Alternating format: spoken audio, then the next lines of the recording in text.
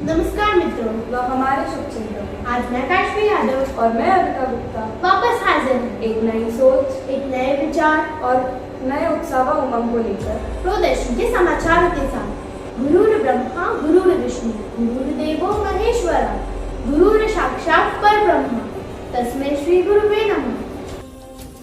गुरु का स्थान सबसे ऊंचा, गुरु बिन कोई न दूजा, गुरु करें सबकी नाम पार, गुरु की महिमा सबसे अपार। इन्हीं विचारों के साथ 5 सितंबर को प्रोग्रेसिव में मनाया गया शिक्षक दिवस बड़े धूमधाम के साथ, जिसमें छात्र छात्राओं ने समस्त शिक्षकगण को शाही अंदाज में आमंत्रित किया, जहाँ सभी शिक्षकगण राजा, महाराजा, रानी व राजकुमारी की पोशाक में पधारे, जहाँ उन्हें विद्यालय में शाही सवारी द्वारा लाया गया। ढोल नगाड़ों के साथ सभी शिक्षकगणों का शाही अंदाज में स्वागत किया गया। समस्त शिक्षकगण अलग अलग अंदाज में दिखाई दिए। कोई महाराजा शिवाजी, रानी पद्मावती, रानी रूपमती, रानी अहिल्याबाई तथा पृथ्वीराज चौहान की वेशभूषा में पधारे। कार्यक्रम को आगे बढ़ाते हुए बच्चों ने शिक्षक शिक्षिकाओं के लिए रोमांचक खेलों का आयोजन किया, जिसमें सभी शिक्षकों ने खेलों का आनंद लिया। विद्यार्थियों ने शिक्षकों के सम्मान में नृत्य और गायन की प्रस्तुति दी और सभी शिक्षकों को शिक्षक दिवस की शुभकामनाएं। इस कार्यक्रम के उपलक्ष्य में हमारे संचालक महोदय ने शिक्षकों को उपहार भेंट किए और कहा कि सभी प्रोग्रेसिव परिवार के स्तंभ हैं, जो एक साथ मिलकर प्रोग्रेसिव परिवार बनाते हैं, क्योंकि गुरु वो दीपक है जो अंधेरे में भी उजाला देते हैं। गुरु वो वृक्ष है जो खुद धूप सहन करके भी हमें छांव देते हैं।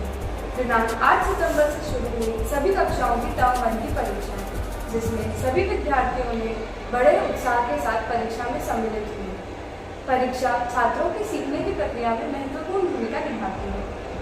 वे न केवल विषय का ज्ञान और समझ का परीक्षण होती है, बल्कि छात्रों की उनकी ताकत और कमजोरियों की पहचान के लिए मदद करती है। 19 सितंबर 2023 वसुधैव कुटुंबकम की भावना पर आधारित G20 के तर्ज पर विराजे विघ्नहर्ता अर्थात वसुधैव कुटुंबकम की भावना को लेकर प्रोग्रेसिव परिवार द्वारा किया गया गणपति जी का स्वागत। जिस तरह वसुधैव कुटुंबकम का अर्थ है कि धरती ही परिवार है, इसी तरह प्रोग्रेसिव परिवार के G20 के साथ विराजमान किए गए विघ्नहर्ता, जिनका उद्देश्य था कि संसार के सारे देश मिलजुल कर रहे तथा आपातकालीन स्थितियों में एक दूसरे की मदद करें। हमारे विद्यालय के नन्हे मुन्ने बच्चों द्वारा गणपति जी का स्वागत बप्पा मोरिया के जयकारों व ढोल नगाड़ों के साथ किया गया। विद्यालय के प्रांगण में बप्पा के नारों से गूंज उठी। सभी शिक्षकों व विद्यार्थियों ने मिलकर गणपति बप्पा की आरती और प्रार्थना की। सभी मिलजुल कर रहे व चारों ओर शांति बनी रही। विद्यार्थियों को शैक्षणिक भ्रमण कराने का मूल्य उद्देश्य छात्रों को वास्तविक परिस्थितियों से जोड़कर उन्हें प्रत्यक्ष अनुभव प्रदान करना है तथा उन्हें आनंदमय वातावरण प्रदान करना है। इसलिए हमारे विद्यालय की सभी कक्षाओं की शैक्षणिक भ्रमण की यात्रा इसी महीने रखी गई। दिनांक 20 सितंबर को प्रोग्रेसिव विद्यालय में कक्षा 3 व 2 के छात्रों को ब्यावरा के गुरुद्वारे, इंडियन ऑयल पेट्रोल पंप व कृषि क्षेत्र व कालीकोट और संग्रहालय की शैक्षणिक भ्रमण पर निकले। बच्चों ने गुरुद्वारे जाकर गुरु ग्रंथ साहिब के दर्शन किए तथा ज्ञानी जी द्वारा सिखों के 10 गुरुओं के बारे में जाना।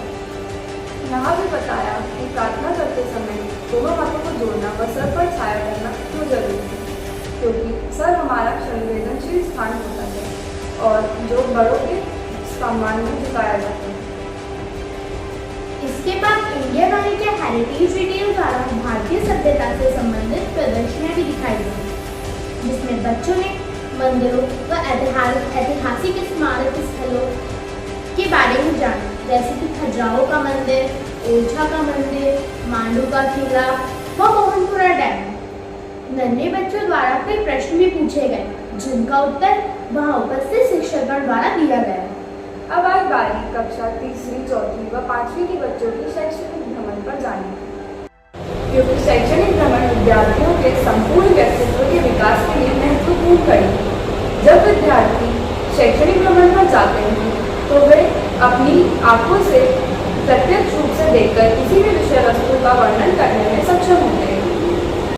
इसीलिए दिनांक 23 से 24 सितंबर संबंध प्रोग्रेसिव हाइट्स विद्यालय द्वारा एक शैक्षणिक यात्रा कक्षा 4वीं, 5वीं व 6वीं के छात्र छात्राओं के लिए आयोजित की गई, जो कि 2 दिवसीय थी।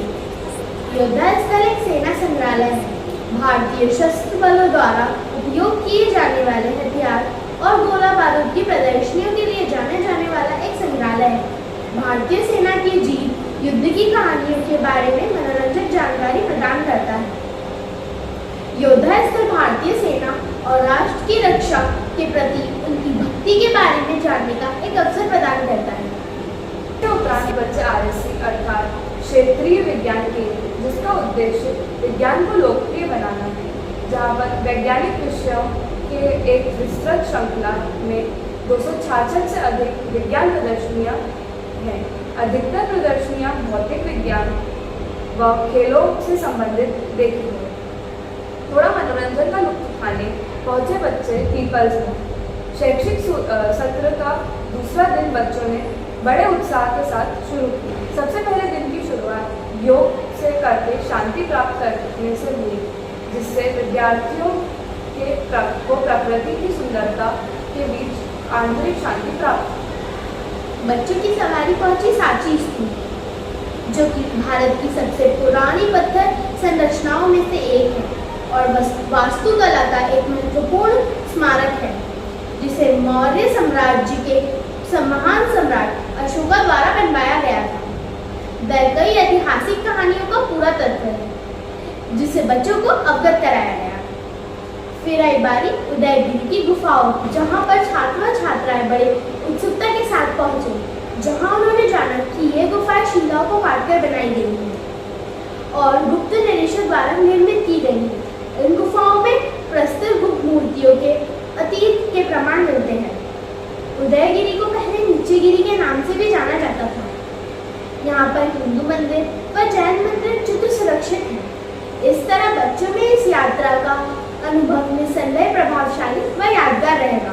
दिनांक 26 सितंबर को smart learning using BSNL Bharat fibre द्वारा हमारे विद्यालय में चित्रकला प्रतिस्पर्धा का आयोजन किया गया, जिसमें बच्चों ने अपनी रुचि दिखाते हुए प्रतिस्पर्धा में भाग लिया और इसी के साथ प्रथम स्थान मौलिक आर्य ने प्राप्त किया, द्वितीय स्थान परिधि दीक्षित ने प्राप्त किया और तृतीय स्थान हिमानी चौरसिया ने प्राप्त किया। विजेताओं को ट्रॉफी और प्रमाण पत्र वितरित किए गए।